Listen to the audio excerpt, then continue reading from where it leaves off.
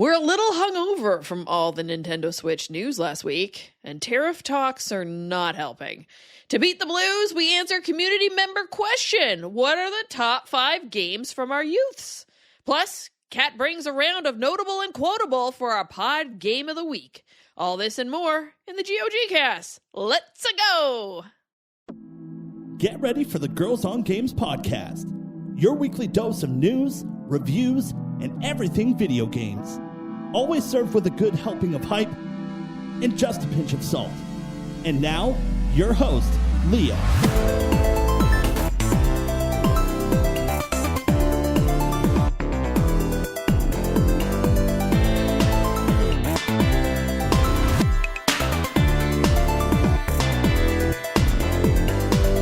Welcome to another Girls on Games podcast. My name is Leah. I'm the host of this show. This is episode number 489, and joining me on the podcast today is Catherine. How's it going? I'm good. Yourself? I'm excellent, thanks. Joelle, what's up? Oh, I'm just crying into my Cheerios every day, but you know, that's just how life is in 2025. Yeah, and we'll get into that because it's a little bit of a, let's call it a hangover post Nintendo Switch 2 announcement, because I feel like that's where we are right now. It feels like we're in a hangover. But let's get into some housekeeping before we get into all that jazz. If you enjoy the show and you'd like to subscribe, we're available on Apple Podcasts, YouTube Music, iHeartRadio, Spotify, and Podbean. If you'd like to get some GOG merch, you can do that by going to designbyhumans.com/shop/girlsongames. Or maybe you'd like to give us a tip, maybe buy us a coffee. You can do that by going to our Ko-fi. That's ko-fi.com/girlsongames. Ladies, a little bit of a shorter time in between podcast episodes this week since we recorded on Wednesday. Do you have good weekends, Catherine? Yeah. Kept it pretty quiet. Met Kyle Darth Stradius from our Discord for lunch on Saturday, and went to I already forgot the name. It's in our DMs. I need to add it on Google Maps. But a Mexican joint that does the food that's served in the stone plate. Ooh. And there's names for all of this, and I forgot all of them. But essentially, Pascal and I shared a big bowl of meat with tortillas on the side, and there was like we were just talking about bulking up and fitness and stuff. So I mean, pre-podcast recording. No, but it was great. There was one to share for 2 people that had it had chicken, it had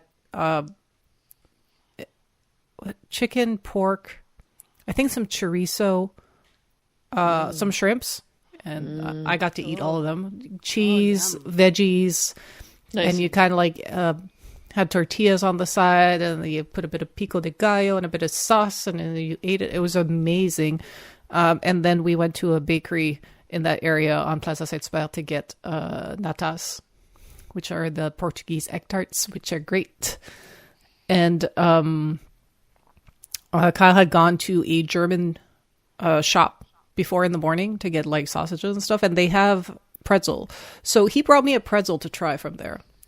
And we were still full from our lunch at dinner. That our dinner that night was just, I made a salad and we ate the pretzel. That's it.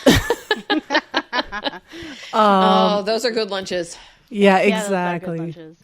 Exactly. But other than that, I stayed home and I did something that I said I would get done during my Christmas vacation, but didn't finish. I updated my portfolio.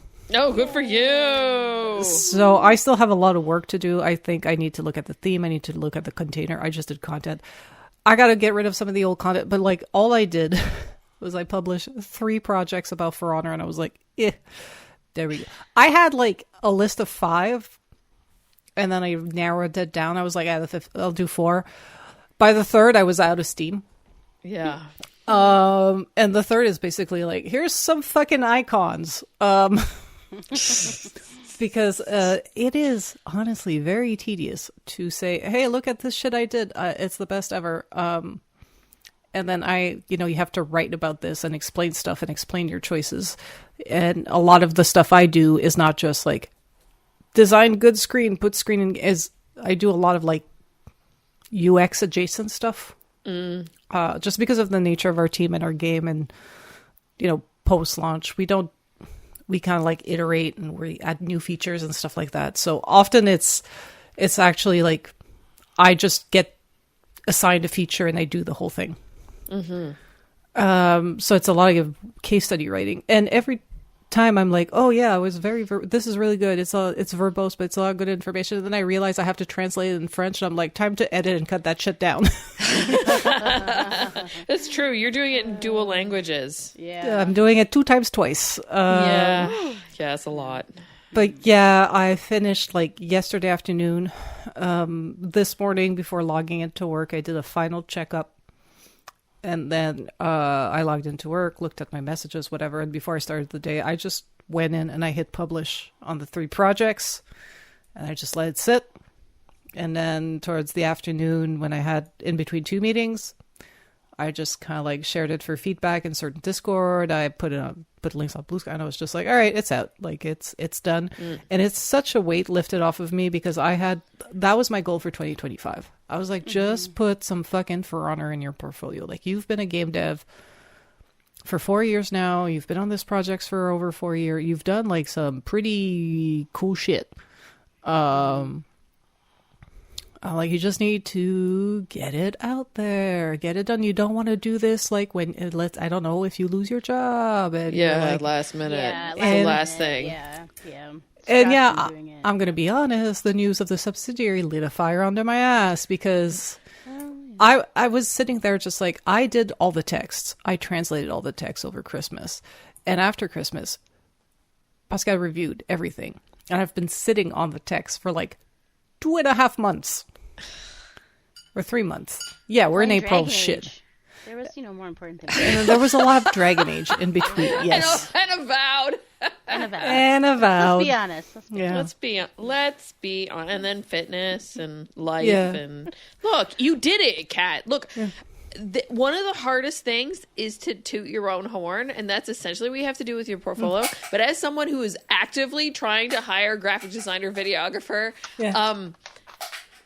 good Lord, there's a lot of not good portfolios out there, and people not explaining the who, what, where, when, and why of what they did and what exactly they did and, how they contributed and why it was important and all that kind of stuff. Holy smokes. Yeah. So thank you for doing that and showing people how it should be done.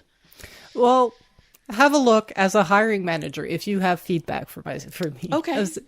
Maybe there's not enough images. Maybe there's too much images. Maybe there's too much text. I don't know. But a side note about this, which was important other than putting my portfolio out there, is that I taught myself new software. Ooh. Because what'd you learn? Yeah, because my other plan or resolution for 2025 was no more Adobe. Fuck those guys. I mean, if my, work is one thing. Yes, yeah. Wait. I am not spending $900 on subscription for something that I basically use to make podcast graphic once a week. So what are you using? What? We're not worth it. Yeah. You are. It was just, I switched to Affinity. Okay, I've heard good things about it. Yeah, so I bought the whole Affinity suite during their Black Friday sale. Okay. So it came with Designer, which is like a Photoshop / Illustrator hybrid. Okay. And then you have Affinity Photo, which is like basically the rest of Photoshop plus Lightroom. So really like pure photo editing software. And then you have Affinity Publisher, which is basically a copy paste of InDesign. Like I tested it with my resume before my Adobe expired, just to make sure I could open all my files. It worked from 1 to 1. If you have to export a .idml for those in the know about stuff. But if you do like the packaging of your project that, like saves the file, collects all the links, the fonts, it'll generate a .idml and a .xml. If you have those files, you can open in Affinity Publisher. So all the PDF stuff that I do for Girls on Games or like for my CV and shit like that is I checked, it worked. It kept even the text styles and the paragraph styles. Nice. So if you're well organized, your file is just like, I was like, yes. It came, because I got the big suite, it came with the iPad software. Yeah, I saw that you could buy it. It had iPad software. That's awesome. Yeah.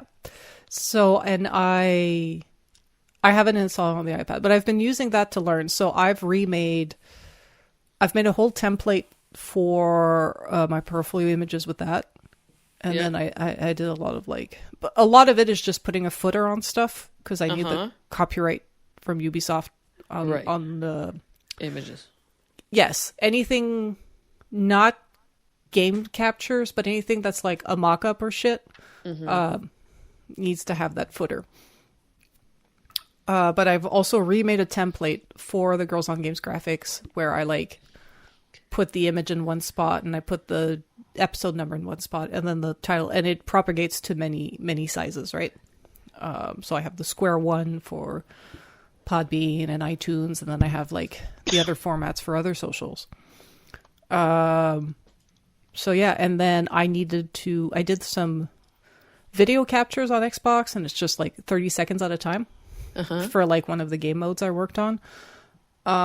So I needed to put it together. So I bought Vegas Studio for video editing.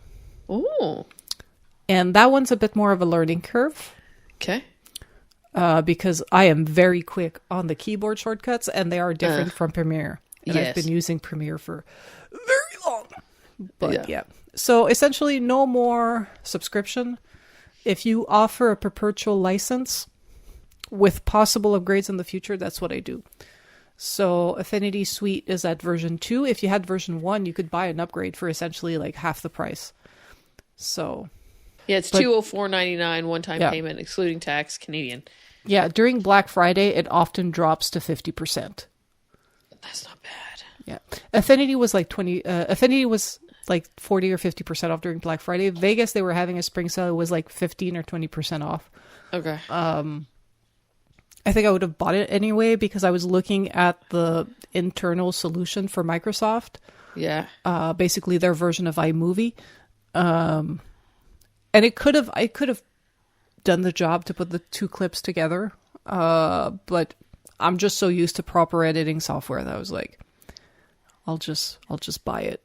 It's crazy how they'll create something that's supposed to be easier for newbies to learn, but then it takes you unlearning everything. When I was learning how to use CapCut, I had unlearn. I'd have to ask people. I was if I was doing this in Premiere or After Effects, I would do this. How do I do it here? It's because it's a total mind switch. Because I'm so used to having a gamut of things and knowing exactly where all the doodads are, just like you're saying about trying to relearn new software. Exactly. And the things with these software versus let's say CapCut or for graphic design, I guess it would be Canva, sorry, without this, is the professional software are made for professional, and they're not made to be easy to learn. They're made that once you learn them, it is the most efficient workflow that you can get, and you get a professional so they're hard to learn, hard to master, but once you do, you can become a beast of productivity. And although it doesn't seem to make sense for some people that some doodads are there or some shortcuts are there, it makes sense when you work in that profession long enough, right? For video editing software. If you're familiar with broadcasting formats and requirements, you're all of this makes perfect sense, especially if you've edited video on tape where you would cut tape together. That's where the software comes from, right? At one point you had somebody taping actual tape together, having to put digital video files together. CapCut and Canvas are made for people that never done that will never do that. They just see it and they just want to put them together. Yeah. So they're very user friendly. But if you come from a professional background, you're just oh, I gotta dumb I gotta dumb myself down. You need to think differently. Yeah. It's a similar thing as why I find I can't flip between games. I especially can't flip between consoles while I'm trying to play a lot of stuff unless they're significantly different. Because it's your mind just switches to what the actions are supposed to be and relearning controls, right? It's oftentimes it's not, I don't remember where I am in a game if I leave it for a while and come back. It's that I don't remember the controls and I'm too far to start from square one, right? Yeah. So you end up restarting. But it's a similar situation. You just gotta like, okay, I need to relearn how this works now to really enjoy it. And I find I'm a little bit slow sometimes doing that because I get distracted by stuff very easily. Same. And for me, it just takes a project to get used to it. Like at work, I learned Figma in basically 2 weeks. That's it. That's all it took me. But you need a project and you got to want to do, or you must do the project to make you, Because hence why it takes so long to get going on your own portfolio. Exactly. Because like when you have a project, you're like, I know the end product. So now you've got something you can put into Google or into the help forums of Figma or whatever you're trying to learn. Just being like, I have Affinity. I want to do this so that it looks like this. And then you can find tutorials, or they can tell you, hey, Affinity doesn't have that shit. Stop trying to make it work like Photoshop. It's not Photoshop. Or, like there's an alternative. It might not be what you prefer, but that's how it is. Like I use a lot of smart objects in Photoshop. Affinity doesn't have that. You need to do an external file and link it. Oh, okay. So it works way more like in design. I use a lot of smart objects to be non-destructive. Yeah, exactly. Well, you just have to like have them outside. Yes, outside. Instead of embedding them and then getting a PSB that's fucking 4 or 20 gigabytes. Oh like my I've God, seen at work. Don't even some of the ones we get from the US team for like files and stuff. Like woof. I'm like, what kind of computer are you having doing this? Exactly. Because we got some pretty high-end laptops here. And then not a single layer is named. Like, fuck you. Respectfully? No, fuck I'm you. So meticulous about that. Okay, we've now gone down a rabbit hole I'm of sorry. the graphic design world the cat and I live in. Joelle is like probably totally lost. No, I'm just like, I'm like, part of me is like, thank God I don't need to do this. Oh my goodness. I mean, I know you're more PM. We can talk about Jira if you want. Oh my God, No. let's not. All right. Joelle, what'd you do this week? No one wants to hear about Jira and PMs because everyone's a trigger for everybody. Oh my God. Yeah, my weekend was good. I took Friday off to help a friend move. You are nice. Oh yes, that's true. I am. I'm always get friend of the year. Yeah. So, but yeah, she needed to move, so I just was like, well, I'm here for you, whatever you need. So, took the day off, moved her. It was a really long day. So, got all that done, and then on Saturday, I, along with about 80,000 other Minnesotans, we had a little party at the Capitol. So, so went to the Hands Off rally at the Capitol, and that was pretty cool. So, nice. Really enjoyed that. So, it was nice. It was nice just not to feel alone. Like sometimes you just feel really alone. It's like, does anyone else feel this way? And I was like, oh, actually, a lot of other people feel this way. So, also really creative signs. Really appreciate people's creativity in that. And and it was very peaceful, really peaceful protest, and very little police presence. And it was really a really good time. And then Sunday, I basically slept. I just been sleeping a lot. Played some pickleball Sunday night. So I've been kind of a busy bee this weekend. Have an even busier weekend next weekend. So just trying to focus on work and get through the week and kind of keep her trucking. Mm-hmm. So. Nice. Yeah, after we finished recording the podcast on Wednesday, I rushed out the door because I went and saw the Leafs and the Panthers play, which was really nice as a thank you from my boss. My boss's boss had the tickets and gave it to me and my colleague, and we brought our significant others, and it was fun. Nice to get out of the house, even on Wednesday night. But we had the weirdest, most screwed up weather that week. Like that day, it was like snowing, like blizzard whiteout conditions, then went to freezing rain, then went to rain, then the next day went up to 18 degrees. So it was messed the F up weather-wise. So everybody was zonked because the barometer is just going crazy. The news is just crazy. It was just, it was a week. And then the weekend, I went and got my hair done. Done a bunch of stuff around the house, played a lot of games. Yeah, pretty easy, low-key kind of weekend, which is great because, yeah, this morning I was at the computer at 4:45 for work. Ew. So, yeah. So then today after I finished work at like 1, I like played games for a while, and then I was starting to like zonk out, and I was like, nope, I gotta make it a pod. So I went and did a workout, got a shower, cleaned up the house, Mike fed me, and now we're here. And Yay. it's good. We didn't get to do Fantasy Critic last week because we were rushing to get through things. Not gonna lie, let's see. There's some movement, but like anything like crazy and fun with bids that happened that last week prior is not in here, mostly because that's not how the system gives me the information. It usually gives me the past week. So unfortunately I missed out on that one, but I do have last week's. So on the podcast league, points, none. Nothing came out that any of us had put on our list. On the bids, conveniently, it was a tear on the Fantasy Critic after the Nintendo Direct.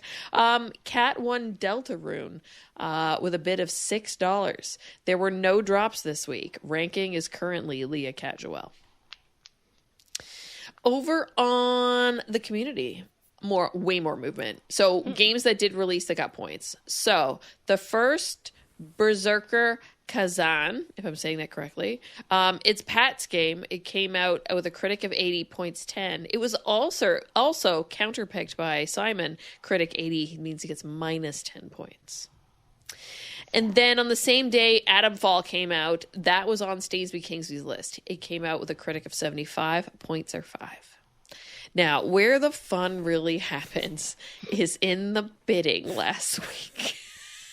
We tried. Oh my God, we all had a valiant effort, but the not knowing where people's thresholds are and what they think is an expensive bid, and people trying to do the $1 Bob, was, just to up some of the even numbers was very interesting. So let's go through the chaos. So Kirby Air Riders was bid on by Darth Stridius at $10.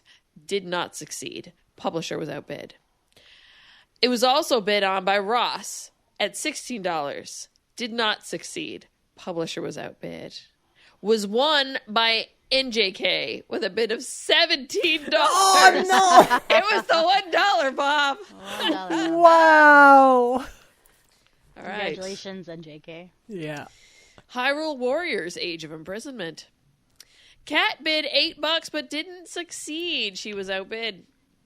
I bid $12 and didn't succeed. I was lost on tiebreakers because Phoenix picked it up for $12, so he must have bid the $12 right before I did. Yeah. I think he's the original bid, and that's why he wins. That makes sense. It's either that or time, right? Yeah. That's how the tiebreakers work. Yeah. Witchbrook. Darth tried to get it. $10. Didn't work. Jessica Starr tried to buy it for $11. Didn't work. Was outbid. I tried to get it for $16 and didn't get it. Was outbid. The winner was Albane with a bid of $21. Oh, money. Yeah. And that we were having a bit of a debate in the chat too, because people were like, do we really think it's coming out in 2025? I mean, they've been pretty freaking quiet, but I mean, hey, this is gambling. You don't know. You only win if you try, right? Mm-hmm. The other two was not super contested. Slay the Spire 2 was won by Phoenix for a bid of $1 as a counter pick. He's very confident in that bid. That's a counter pick, yeah. I guess he's thinking that it's not going to come out. Yeah. And then Mind's Eye was won by Jessica Starr with a bid of $16. So, ranking. As I scroll back to the top of the community chat. So, Pat's in first, Stainsby Kingsby's in second. Woo, boy. Alban's in third, Margot's in fourth, Kat's in fifth, Fred is in sixth, Ross is in seventh, I'm in eighth, NJK is in ninth, Darth is in 10th, Jessica Starr is in 11th, Simon is in 12th, Phoenix is in 13th, and Joelle's in 14th. Joelle, not a single one of your games have come out yet. I know. Not I'm not one. I'm not sweating. I'm not sweating, man. Okay. You're going to come in like a force, like a battering ram at the back half of the year. That is slightly... Joelle's going to be like, I'm going to win. Yep, pretty much. I'm really rooting on the back half of this year, basically. Woo. Oh my. All right. What are you playing, ladies? Kat? I finished. I'm almost done Dragon Age Inquisition. Nice. Yay. In a moment of passion, I was like, I can't not do the Trespasser DLC. No, it's part of the game, really. So like, it's just, I bought it and I'm playing through it. It's just I didn't play the other DLCs. So, and you know, the way it does the Trespasser DLC, it kind of like propels you 2 years in the future. So it locks everything else. All you guys said. So I showed up under gear and under level because I didn't play the other DLCs with all the extra gear and the extra shit. And I was just like, why am I getting my ass handed? Oh, right. yeah. So it's a grind. The other DLCs were the one was hard. The one in the mines. Oh boy, that I stopped. I didn't even finish that one. That one was tough. Yeah, I don't remember really enjoying that when I played like on PC and I bought the complete edition and did everything. I just remember that DLC being there. And kind of hard. It was there. It was present. No other comment. It existed. It didn't hit the vibes. Yeah. Yeah, vibe check. Nope, went on. May have paid the price, but that's okay. Cattle has battled through worse. Yeah. So, but I mean, it's all right. I'm not struggling through the Trespasser DLC, but I'm like, these fights are long. Like, I was mowing through the end of Inquisition. Like, I'm sorry, but Corypheus, like, was an afterthought by the time I showed up. I was like, yeah, go fuck yourself, bro. I 100% every map, and I got all the good gear for my Knight Enchanter build because I Googled it. Nice. Yay, internet. Yeah. And, like, Cole is a... force of nature. That boy does so much damage. Anyway, but then we show up to the Trespasser DLC, and then I'm like, I realize, oh no, one of my main characters, like one of my heavy hitters, was soulless. Oh. Bummer. Oh. You finish the game, and soulless fucks off. Unfortunate. And it's really sudden. He's just like, bye. It's like, okay. Might drop him out. Yeah, no. In the cutscene, one of the first cutscene following the final fight with Corypheus, you have a conversation with him, and you never see him again until you start playing Veilguard. Oh, wow. Okay. Yep. And I'm just like... he pieces out. He's like, see you later, losers. Next game. You're beneath me, plebs. And Actually, there's another cutscene later on in the game, but I mean, you as a player. Yeah. Like he just kind of fucks off, and there's like you see him a bit where he talks to Flemeth, but that's about it. You get like 20 seconds of Solus in the end game, and then you get all this DLC without him. People just kind of mention him in passing, like, did you find him? Did he contact you? What the fuck happening with this dude? Anyway, so I think I'm halfway through it. Okay. So after that. South of midnight? I'm thinking of a bit of a break, a bit of a palate cleanser.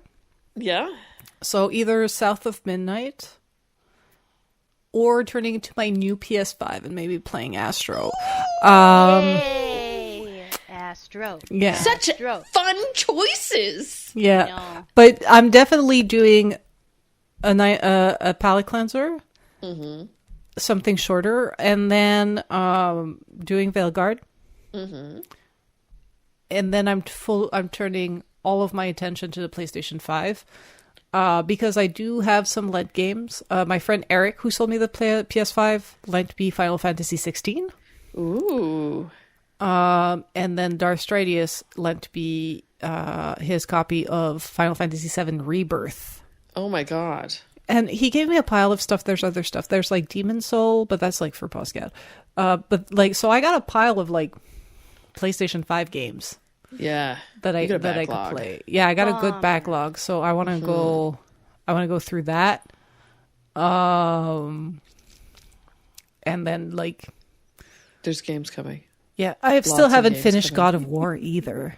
But like, Oh. I'm not restarting that on the PlayStation. I'll finish my Yeah. PC save. Yeah, no, don't Yeah. restart it. Yeah. But yeah, Can't believe you didn't I'm not finish it. missing. I'm not missing out on games. There's also Eternal Strands I want to try. Because my friend worked on it. But yeah, I think probably like this week I'll finish the Trespasser DLC, and then next weekend I'll figure out what I play. Nice.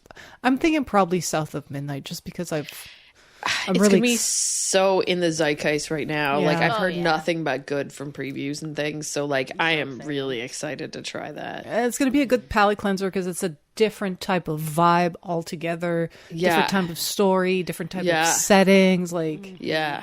Mm-hmm. Yeah.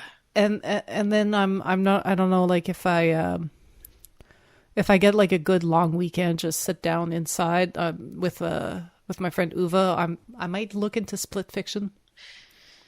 Yeah. Yeah. There's that too that I want to play, but Yeah. I need to see if it's something Mike wants to play. yeah. Yeah. I have to look at it because it looks like, compared to like It Takes Two or Unraveled, it looks way more like a AAA game with like more like AAA mechanics. So I think it's a good co-op game, but I don't know like if it's good if one of you is a hyper casual gamer True. Yeah. or a more casual gamer, or like or just Skill level. or is big onto games like Mario but not big into like things like Dragon Age. exactly. So I kind of want to look into that because it's not as might be something I could play with Pascal. Yeah. That's my plan, my backlog. I have no idea. Show Vibes. out. Vibes indeed. What do you plan?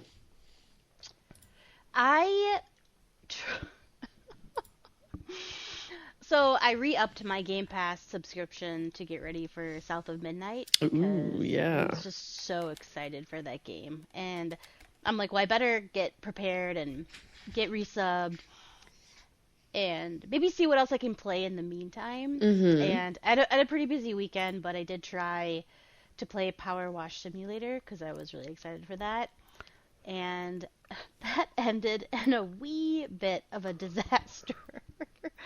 So I queued it up. It was like the original where you start with the van. Yeah. And I was going, and I was getting used to all the controls and stuff, playing on mouse and keyboard, and I thought this was really fun, really satisfying. The cleanliness and the spray nozzle and all those kind of things, and getting the van clean and free of gunk and filth. And then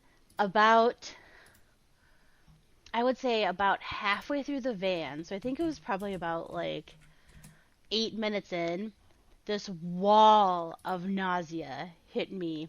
I have never, like, it hasn't hit me so hard in so long, and I might have thrown up a little bit. Oh no! Gave you My vertigo? heart- Yes, it just hit me so fast. So I was like, okay, I guess I'm not playing this game.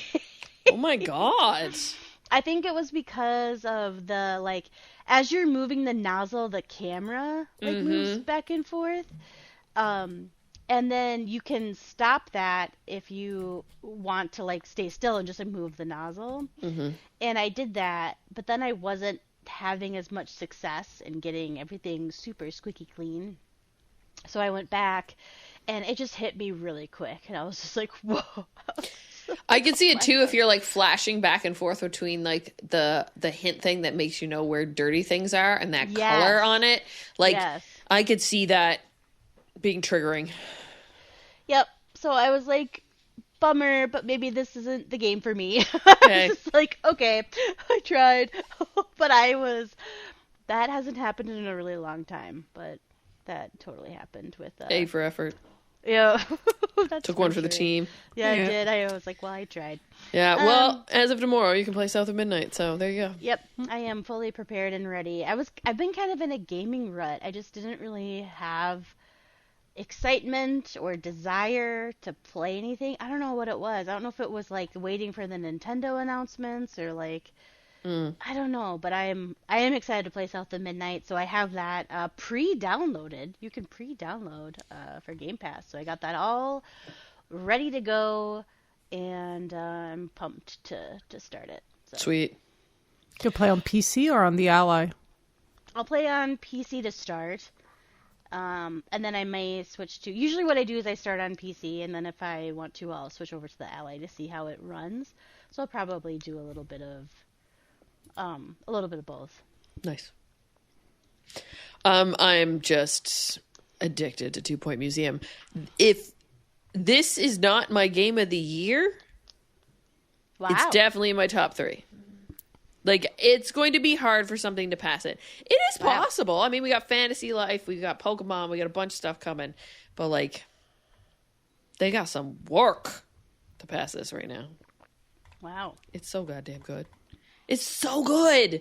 It's so fun. It's so ingenuitive how they were able to, like, because that's one thing I always found out with at least Campus is that I kind of got bored of the same monotony over and over again. This is not doing that. The way that they've built the progression system as you go to the different museums and the different types and how you, like, you know, if you're going on for the you know, bones and dinosaurs route, then, you know, you've got to go and explore and dig things up. But I'm in this one now that's space.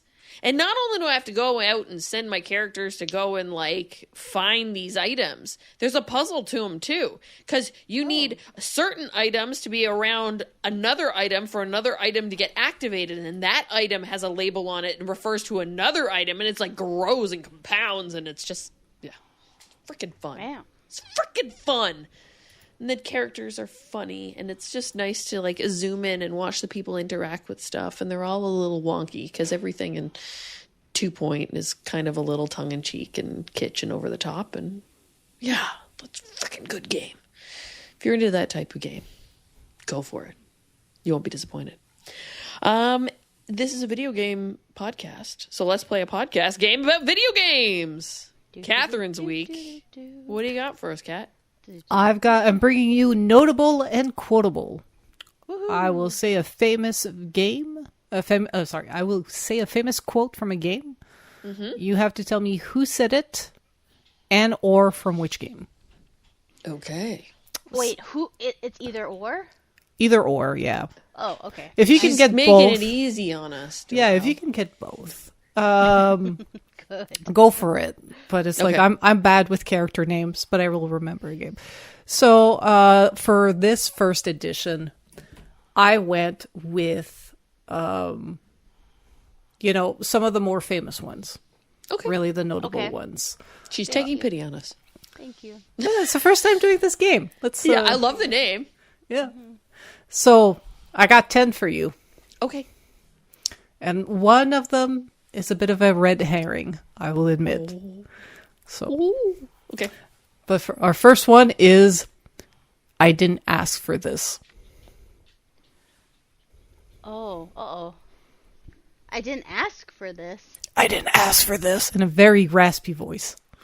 Deus Ex. Yes. Oh, very good. All right. Adam Jensen from Deus Ex. He didn't ask for this. He didn't. He got it anyway. Yeah. This one I then realized might not be in you ladies' purview, I think, but it is a very famous one. Okay. Rise and shine, Mr. Freeman. Hitman? No. Borderlands? No.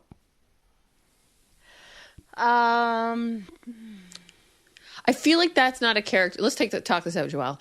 I don't know if that's an actual character's name. Freeman? Yeah. Like, it's possible it's not. Because I can't think of any video. It's the character's name? Is the character's last name, Mr. Freeman. Freeman definitely sounds like a video character. No, but I just Gordon Freeman is the full name. Gordon Freeman is the full name. If you know, you know. People are screaming. People are screaming for sure. Yeah, if you know Batman. Oh no. Good morning. Is that? Good morning, Mr. Freeman. It is a classic PC game. Ooh. PC. Half-Life?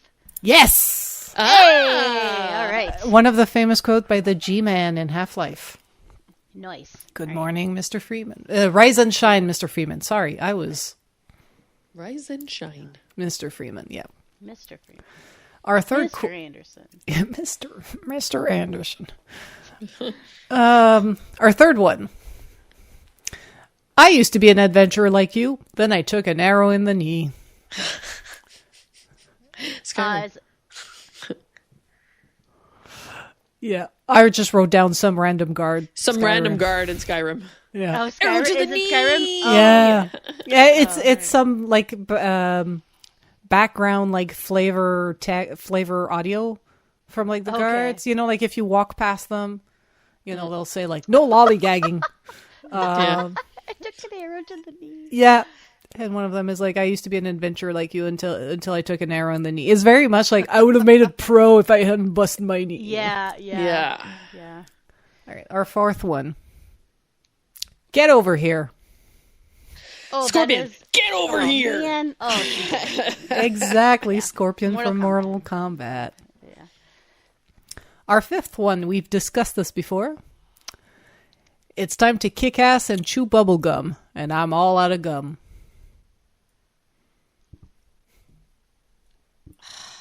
We have discussed this before. And I'm all out of gum. It's time to kick ass and chew bubble gum, and I'm all out of gum. Shots. It's not one of the dudes from Overwatch, is it? No. Is it Borderlands? Nope. Older. Older? Older. Think 90s. 90s. Doom? No, Doom? Halo? No. I had mistaken it for Doom, but it's not Doom. No, it's not Doom. It's because yes, Pascal corrected you on what it was. It's the other one. Fuck, it's not The Doom. other one? What is? Yeah. God damn it! The other shooter from Yell at me, Pascal.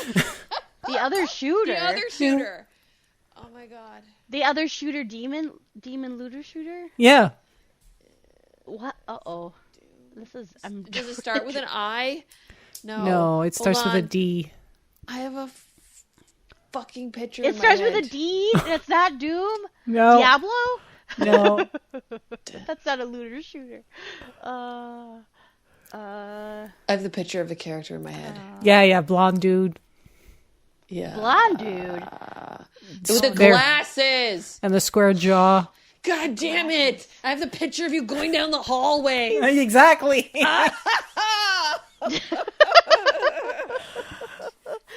Dynamite. Red Dead. Ugh, No. God damn it! It's like one of the first 3D games too. Yeah, his God name is damn it. his first name is of royalty-ish. What? Do I know what this game is? Oh my god! Why? Like Leah This and is what I are happened. I've been up opposite since planets. 4:30 this morning. Okay.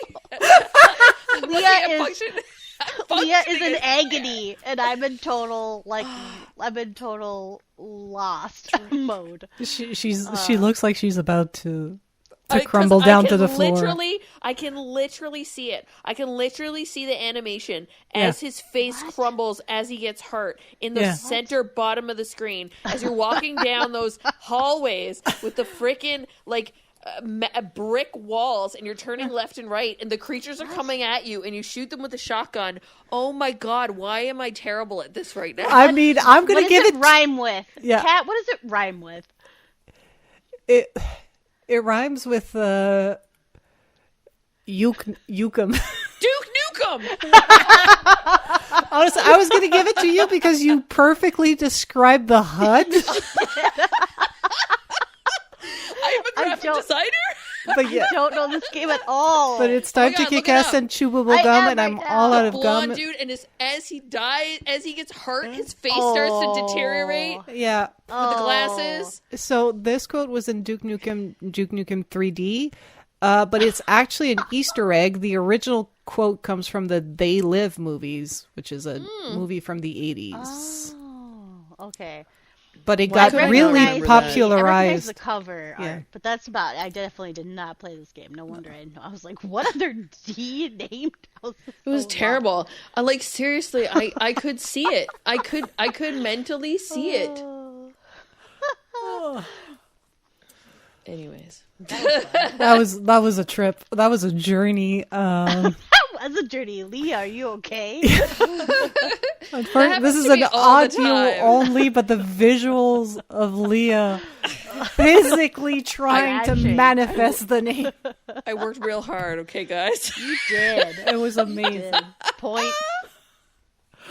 All right. This one. All right. Let's get some redemption. 6-1. Okay. Nothing is true. Everything is permitted.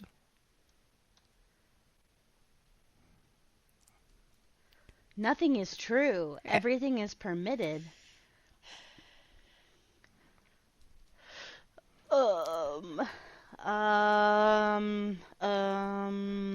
Is this old or new?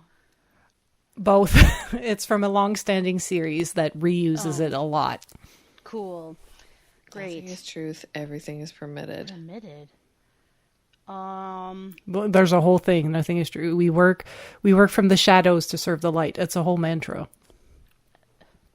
I feel like if it was Assassin's Creed, you would know, Leah. Is it Assassin's Creed? It is Assassin's Creed. Yeah, I was thinking. I was like, it's It's the literal creed from yeah. Assassin's Creed where they Yeah, it's when Creed. when you join All the right. Assassin's Order, you have to repeat that.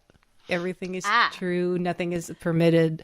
No, nothing is true. Everything is permitted. We work in the shadows to serve the light, and it Yeah. goes on for a while. Yeah, yeah. I think it started in Assassin's Creed 2.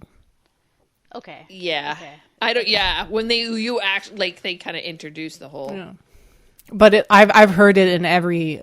I just wrote down every Assassin's Creed game ever. Like I've heard Yeah. it in every game I've Assassin's played. Creed at all. Someone says it at least once in the game, Yeah. or you Right. read it on something. All right. Here's another one that's really like well known.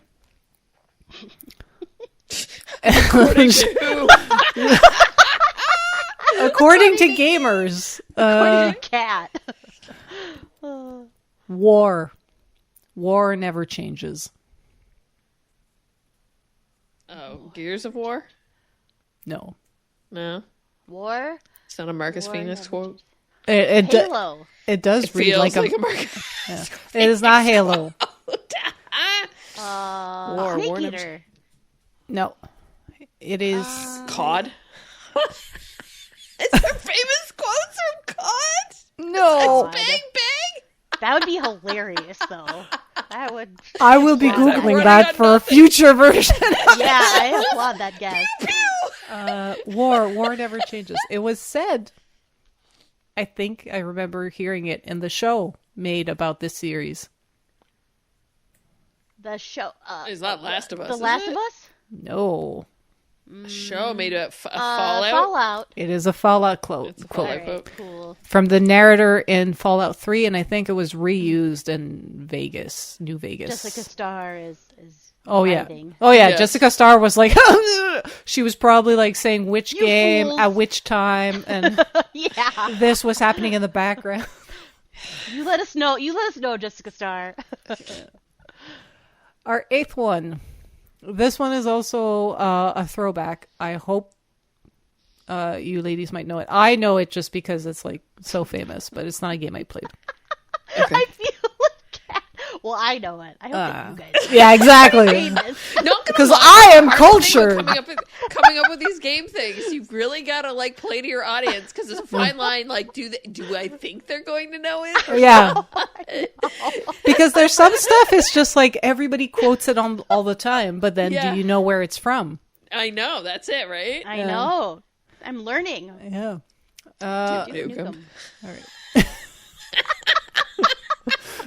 I will Got the silly like moving spies. forward. I will accept a fully Agreed. a fully accurate description of the game's UI as an answer. With hand gestures. Yeah, because Okay, good. as a UI designer and game dev who does UI, I'm like, I respect game recognizes game. Yeah, It's what we Yeah. remember. I'm things also that stick with you. visual, so yeah. Yeah. All right, our 8th quote. Stay a while and listen. Is that from a Zelda. Oh, that's a good guess, but no. Oh, It is from a game that was mostly on PC. stay a while and listen. Feels like something like someone would tell you, like they're telling you the story. It's not Diablo, is it? It is. It's Deckard Cain from Diablo 2. Like I'm Wow. like picturing an old man being like, I have to Yes. tell you a tale of the It's exactly what it demons is. gone by. You know what I thought of? what I it thought is. of Cranky Kong and Donkey Kong. Oh, I was shit. like, it's Cranky Kong. That's what I thought of initially. But you know what? You're not wrong. It could have been Cranky Kong. I was like, this is Cranky Kong. Oh no. Okay. All right. Nice guess. Good guess. I got 2 last ones. Okay, cool. These are fun. Our 9th quote is, "Hey, listen." Oh, well, that's from Zelda. That's the fairy. Yeah, don't carry Very. enough time. Yeah. Yeah, that's Ocarina of Time. Yeah. Burnt Hey, into my listen. brain. The exact intonation. Hey, listen. All right, and our 10th and last one is, "It's a me, Mario." Charles Martinet. Why didn't you start with that one? Because it's not Mario, it's Mario Auditore from Assassin's Creed 2, you uncultured swine.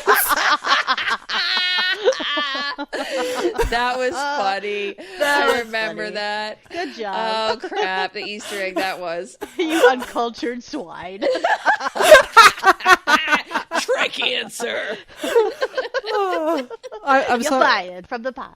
but no, it's just like I was putting in quotes, and I'm like, I can't put "It's a me, Mario," but then I remembered that it's in Assassin's Creed 2 as a fucking joke. It's a joke. Yeah, I remember Oh yeah. that. sorry. Oh lordy. Oh Too lordy. good. Good one, Kat. You can bring that around again. Yeah, I've started collecting like themed quotes to see if I can. So next time, maybe I'll come with a theme. Cool. And Okay, that Cool. might be a little helpful. Yeah. Cool. All right, let's take a little break before we get into news and topic of the week. And we're back with a little bit of news because we got to talk about the hangover of the Nintendo news and then kind of like the whiplash afterwards of all the stories coming out and the confusion and everything. Because guaranteed we got stuff wrong in the podcast when we were talking about it because not all the information was out there and things were starting to trickle and all that kind of stuff about like the game prices and all that kind of stuff and how it was going to work for the upgrades and all that jazz. But like the real big thing, and sorry, Joelle. Don't do it. Don't do it, Leah. The real big thing was the news that came the following day. Was it day or was it Friday? What day was It was it? They announced it? Friday. Was it Friday? It was Friday. Was it really? Yes. What a rude thing to do on a So Friday. rude. Well, it was rude of Trump to put in those tariffs. Yes, And then- obviously. And then rude of Nintendo to say, wait.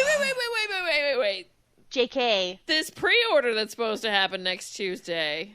We don't know what's happening yet.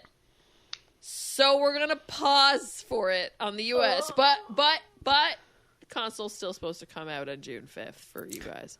I will But- never financially recover from buying a Switch 2. Hello, we already have to pay almost $700 for it. yeah. You know? Yeah. Welcome yeah, to so- Canadian pricing, my friend. Yay! But yeah, so that was the thing, and then the big mad dash after that. I think it was IGN that broke it. The mad dash was, "What about Canada?" And no, we're not halted. We're still gonna have pre-orders on Wednesday, Happy and for you. and yeah, I mean, if we can get it, that's the You'll- kicker, right? You'll get it. Come on. Come So, on. Kat, you still gonna try? Yeah. Yeah. I'm gonna try. I'll see how it goes. If I miss it, I miss it, and I'll try in the next wave. I know there'll be more. So Yeah. I just want the one with Mario Kart because I want to play Mario Kart, so might as well get the bundle. Yeah. But Yeah. I mean, if I miss it, I'm not gonna cry. But yeah, it is what it is. It's sad news. People saying, can't you just move everything to Ohio for 2-3 months so we can get the Switch 2? And I'm like, oh, please, you're in the find out of your fuck around. Like, it's not. But all that to say that Nintendo did say it was going to ship at the same time in the US. It's really just the pre-orders that they kind of put on halt. Well, yeah, because of the price. Yeah, because they want to get the price right. Well, they can't. If they put the price in there, and then all of a sudden people get charged more because they think they're spending $450, they're actually spending $600-$700. Big difference, because some retailers they charge you right away. Other retailers will charge you when it ships. Yeah. So yeah. Cool. Love it. Yeah, and then like even before that, everybody was up in arms about the price of the games. They sure were. Everybody was like, the internet was already mad. The internet is always mad. Anytime something like happens, the internet is mad. Good, bad, ugly, doesn't matter. The internet is mad. And then the internet, they were talking about that, and the internet was mad about the price of the console, and like how people were like, why didn't they say it in the direct? That's why they didn't say it in the direct. And then people started figuring out the cost of the stuff, and then everything's really fucking confusing. And then Friday. Full stop. Yeah, so it's gonna be an interesting one to watch. I have a feeling they won't hold it that long, but like it's so volatile right now. Well, I don't blame them. I don't blame Nintendo either. No, when I saw the news, I was like, I was moving my friend, and I was just checking my phone quick, and I was just like, fudge. I was like, come on. I think because we mentioned it in the podcast, it's like the one thing that's like, yes, this is the one thing that was a bright spot in the year, looking forward to it. I was like, okay, I know I have monies set aside, I know I can grab it. And now I had to think like, well, what is my budget? Like, what is my ceiling to pre-order? And then it's like, well, do I even pre-order? Should I wait? And it's all of this like uncertainty that is so bullshit. That's where it just feels like it's just annoying. It just ruins so many things, and it's ruining so many things for so many people. And it's just like another, and it's a stupid video game console. I mean, like honestly, if we're like thinking about in the breadth of everything that's happening, but it was just like, come on, can't I have this one thing? Yeah, it's like the one bright light, and then it gets dashed. Yeah. I mean, it's still coming, so yeah. I know, and that's what I said. It's just more of like, checking the privilege, checking the reality. It's just the pre-order. It doesn't mean anything. It just people. And you're in the same boat as everybody else in the country. Yeah. So it's not like there's not going to be a pre-order at some point, right? Yeah. It's just everybody thought that we would all be mad dashing. The only good thing is like hopefully then servers don't crash for us because Americans are trying to order things at the same time as we are. Yeah, a part of me is like, do I get will a VPN change anything? Well, no, you won't. You'll get taxed on it when you bring it over the border. Yeah, and you'd be paying more for it. Yeah, that's true. I guess that's true. It's not worth for you to get a Canadian Switch. You could move to Canada and then buy a Switch. Can I ship it to a store in Canada and then drive the 8 hours north? They'll probably charge you at the border because I've heard. There's news stories up right now of people getting charged for stuff at the borders and people getting Yeah, the U.S. border are basically harassing people regardless of your port of origins. Dumb. Yeah. Yeah. I went to, sorry, weird tangent, but I went to the pharmacy. Just to get shit. Like, you go to the drugstore, right? I needed like fucking skincare and makeup. Sure. Yeah. There was little notes taped to the presenters just saying like it was verified and signed by somebody. And I was just like, what the fuck? What? Yeah. For what? Saying it's tariffed Canadian? or not. Or everything in the grocery store is fucking labeled. Yeah, but no, this was like a control, it was taped with a piece of tape. Okay. It was like a control thing. Oh. Like, how you go to the bathroom and somebody like, I came to clean this shit, or, like this vehicle, or you're renting a vehicle, or like this vehicle was, so every like for the date it was shipped, it was like, this was like, or like this was checked by like some type of border agent or something. Wow. And even like, and it had a note of what was written. And like, I was in the self-checkout after all this. And I'm just like, I'm not really checking what's like not Canadian or US or whatever. I'm just getting like my brands and I'm just looking at the price, seeing what's on sale, what's like, you know, like I don't fuck around with the makeup. I'll be honest. Skin conditions and whatnot. Yeah. And especially like stuff like, you know, like stuff like CoverGirl. It's hard to find your formula. But it's like CoverGirl is like half in hard. Paris, half in the United States. So how does it work? How does it work? Yeah. How does it work? Yeah. And CoverGirl is like one brand within like a giant megacorp. So I'm Unilever just, or whatever it's under. I'm just like, I just want my fucking concealer. Anyway, sorry. But all that to say, I get to the self-checkout and there's a note, like one of those notes taped to the self-checkout. They had checked the bags, the reusable bags that you can buy at the checkout. I was just, what the fuck is going on? Like, what is this dystopian bullshit? Well, yeah, even in like the grocery store yesterday, Mike and I were in, and literally there's like Maple Leaf stickers on like everything that is Canadian. Good. But it's It's stupid, but good. Like, yeah. yeah. It's just, it was such a weird experience. Like, I'm used to the grocery store being like, hey, buy local, buy, you know. You sure they weren't doing just an inventory check? It said stuff on it. Yeah. Because they could have been doing inventory. Maybe. It's just weird. Mike does inventory, but like, yeah, I could see timing. Okay, because the like timing is really important. Yeah, because when I they were come like, in, there was like a big note about like, hey, you know, tariffs and shit, and like a QR code Yeah. to have more information and like the prices Yeah. and how it's going to affect the thing. So maybe you're right. Maybe they were doing inventory because there was they a lot. probably wanted to get rid of the inventory that they had, and then noted that like this is what we already had in stock. Okay, This has been notified and checked because the new stock that we get in will be tariffed. Yeah. Oh, okay. Well, that would make more sense. But then it's also like a tariff issue. Correct. So maybe that's what they were doing. Because I was there like on a random Monday, just looking for like you could have been doing inventory. my retinol serum. Yeah. Was it Shoppers? Yeah, it was a shot. Well, a Pharmaprix. But yeah, all I have around there are like basically like Shoppers and Jean Coutu, which are that's the thing. It's all chains. Yeah. All right. Yeah. Sorry. It was a weird experience shopping today. It's weird times. We live in unprecedented times, and I just keep seeing memes about us millennials and how we're going through these crises. The fourth, every 4 years is like a crisis for us. Yeah, my favorite meme is like they're playing like as I walk through the valley of the shadow of death. And I then take a look at my life and realize there's nothing left. And it's a meme of Amy Poehler being like, peace. This is the fourth unplanned, quote unquote, unrecoverable, quote unquote, recession millennials have gone through. And then there's a picture of lattes at the end too, because it's like, remember, we couldn't buy a house because we spent too much money on coffee. Yeah, avocados. So I was just like, cool. Yep, this is the life we live now. Excellent. Can't wait. Only halfway there. Oh my gosh. Yeah. Wild. All right, we've got a topic of the week. It came from Zang Power in our Discord. Great question. So, they ask, what were the 5 most important video games to you throughout your youth/teen years? No curating to look cool and /interesting, please.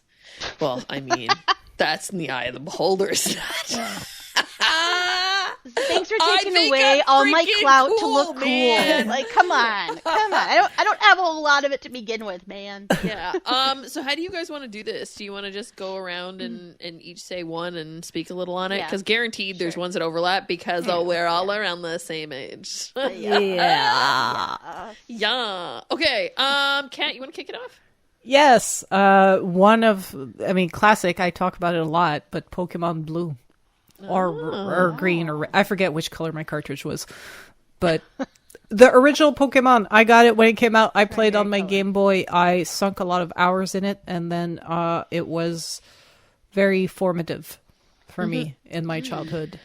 Yeah, I'm in the same boat, but I had yellow mostly because it was like There was a moment because, us being female, we weren't usually the ones to get the consoles. The boys would get the consoles and we would just play the consoles.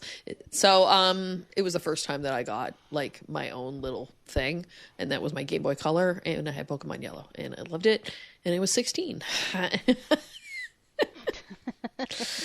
about you, Joelle? I would say this is the first one I remember. So my second one will predate my first one, but the first one would be Super Mario Legend of the Seven Stars series. Ooh. Just because I had never seen, I remember my brother playing it and being like, what is this game? I've never seen a Mario game like this before, ever. And it was so cool, and it blew my little mind, and I thought it was so creative and so cool and difficult and fun, and the music was so good that I think that's when I was like, I love video games, is when I played that game. So really forever big nostalgic in my heart. Great game. Kath, back around to you. All right. Then I got two Sega Genesis games that I remember just sitting in the basement playing with my friend at the time. One of those were Sonic 2. We played so much Sonic 2 because you had Tails, so you could do the whole cartridge together. Amazing. And then I got Sonic and Knuckles, and then you could put the cartridge on top, and then you had Knuckles and Sonic 2. That shit was the best! Joelle, what's your next one? My next one was Donkey Kong Country. And that one really solidified my love for side-scrollers, for sure. And, like, again, the art style just really blew my mind. And a lot of these will be SNES-based just because that was my formative years. And also, you could play 2 players with Donkey Kong. And so I remember a lot of times that would be the game I'd go, aside from Mario Kart, that'd be the game that I would play with friends, would be Donkey Kong, because you could do the 2-player swap and stuff. So I love me some Donkey Kong Country. Really excited for the new Donkey Kong coming out, and yeah, so pretty nostalgic over Donkey Kong. Good stuff. Guys, mine's as generic as generic, but it is one of my favorite games of all time. Zelda Ocarina of Time. I mean, come on. Does it even have to be mentioned? I mean, it's Zelda Ocarina of Time. Enough said. It's one of mine as well. It's on my list. And I never had a 64. I borrowed it from a friend, so I was late. But like once I started playing that, I was like, holy shit, this is the best thing ever. Yeah, revolutionary. Piggybacking off of a Zelda, mine was my first intro to the Zelda franchise was Link to the Past, and so that like puzzle based, again, kind of like open world, but puzzle locked items, adventure mystery, like that whole thing was also like a huge. My love for Zelda was solidified and never looked back. So cool, so good. Kat, you got another one? Yeah. And just to piggyback out of that, my first Zelda was Link's Awakening. But I really fell in love with Zelda for Ocarina of Time, so that one was on my top 5. Another game for me that we played a shit ton on the Sega Genesis, and it was ridiculously hard. All those games were ridiculously hard. Yeah. Aladdin. Oh yeah. All the classic Disney, like there was a Lion King. They were wicked hard. There was they made my list, but not quite in the top 5. But yeah. I remember like going to the video store, like Aladdin we had bought, because Aladdin was one of my favorite movies growing up.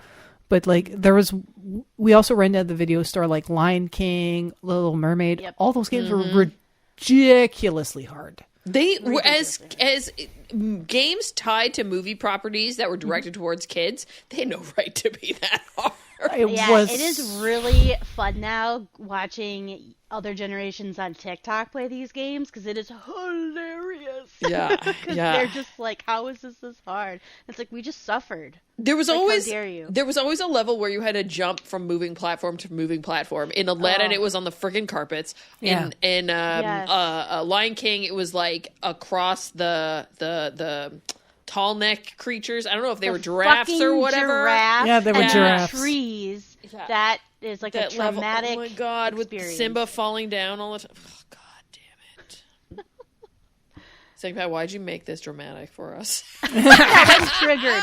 I was nostalgic and now I'm triggered. Now I'm triggered. That's just the life we lead right now. Constantly triggered. God. Kat's like, she's not wrong. Joelle, you got another one? Yeah, so this one I will say, I think about lives rent free a little bit in my head is Zombies Ate My Neighbors. Oh wow. I Oh loved that game shit! That's bringing so me back. much. Yeah, just like the unique kind of characters, the unique gameplay, the music, and just the sound effects. Like I'm the giant baby.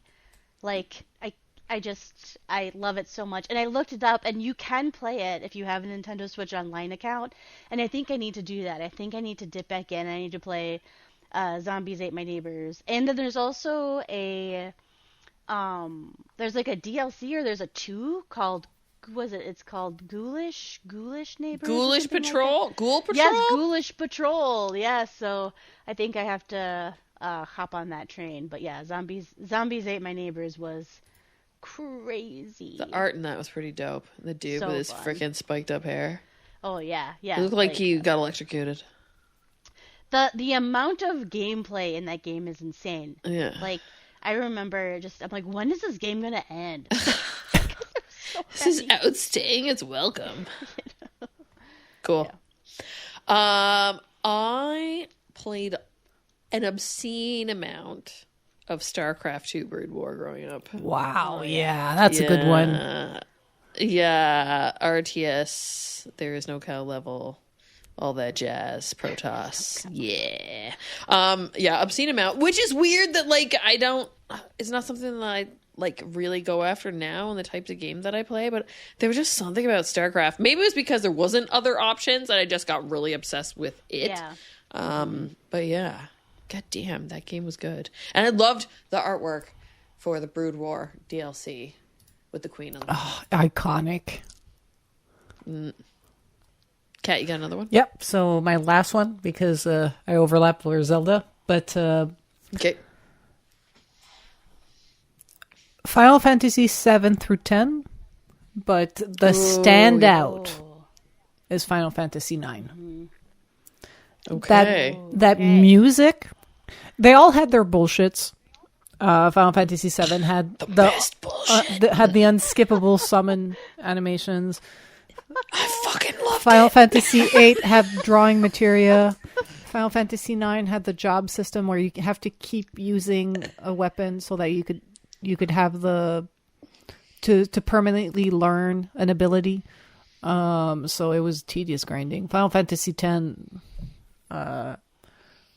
also had, I forget Final Fantasy 10 to be honest. No, that one had some pretty. I don't, because that's on my list. Fucking Jet Ball, fucking all the, oh my god, Lulu with her belt skirt and all the chaos that was, and like what actually happened at the end of that. There's another one. Yeah, the ending. But I think Final Fantasy X had way more quality of life improvement in terms of like it being less. tedious. Like you could tell.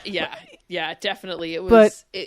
I tried. It was like the first one that I like RPG like that I played, and then I went back and tried to play the other games, and I was like, whoa. No, exactly. It's.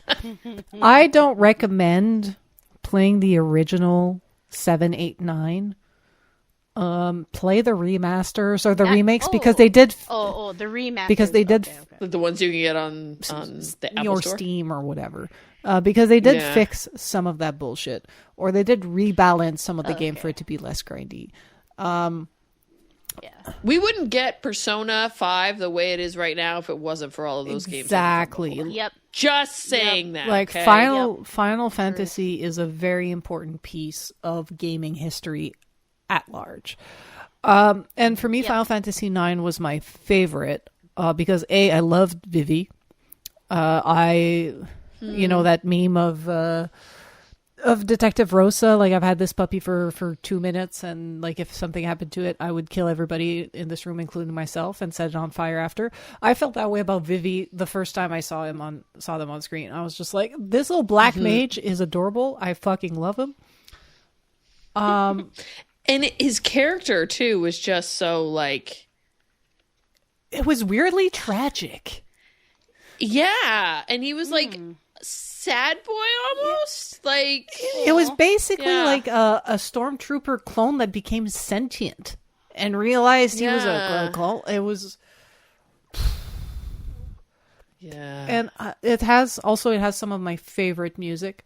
I fall asleep to the piano version of that soundtrack almost every night. I made a playlist with like just piano music. It has a lot of like, you know, stuff like piano renditions of songs. Like I got like I Can Buy Myself Flowers. That one. Oh yeah. Oh, it's not Kylie Minogue. Yeah. What's her name? Miley Thank Cyrus? you. Miley Cyrus. Like her demo version, stuff like that. There's like French singers like Cœur de Pirate, but there's like a lot of like piano Final Fantasy music or piano renditions of Zelda music. And Final Fantasy IX is like honestly the best. The composer who plays the songs, because it's not like a lot of like the piano music you'll find like that's on YouTube is fan made. This one is done by the composer, by Nobuo Uematsu. That guy is a virtuoso of a pianist. Like, the stuff he plays, like, his right hand doesn't give a shit about his left. They act independently, and they're both doing melodies and rhythms that are completely different. And I'm like, sir, how is that humanly possible? And the Final Fantasy music, like just him playing on the piano, I think Final Fantasy IX has some of the most complex and rich songs. And I've always loved it. I played this game and I was like, this has better music than Final Fantasy VIII and Final Fantasy VII. How the fuck did they do that? And once, like years later, my friend had like gotten like a special collector's edition that came with the piano renditions, and he had burned me a copy. And then I realized just how deep and complex all that music was. So that is something I've been carrying Final Fantasy IX with me since like my teenage years, for many reasons. But I wouldn't replay it. You can't make me sit through that. Like anytime something good happens in my life, the music plays in my head.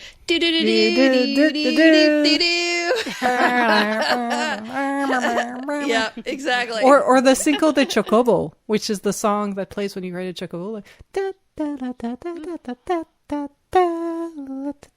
that also, like, you know, like if you're just bopping along, like this will pop in my head. Is for me, Final Fantasy IX music and Final Fantasy music at large is as iconic as any song from Mario or The Legend of Zelda. Joelle, you got any more left?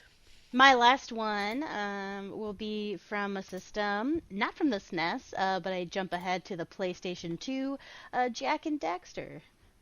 Loved me some Jak and Daxter, just like, you know, again, like platforming, 3D platforming, world exploring, kind of fun characters, collectibles, mini games, all that stuff. I just had me in a chokehold, and I'll say that I have kind of a big gap in gaming from like high school all the way up until like grad school, honestly. So I just remember Jak and Daxter for the PlayStation 2. I was like, this is my jam. So that was so good. Sweet. Last one on my list, and this one's a little bit of a story because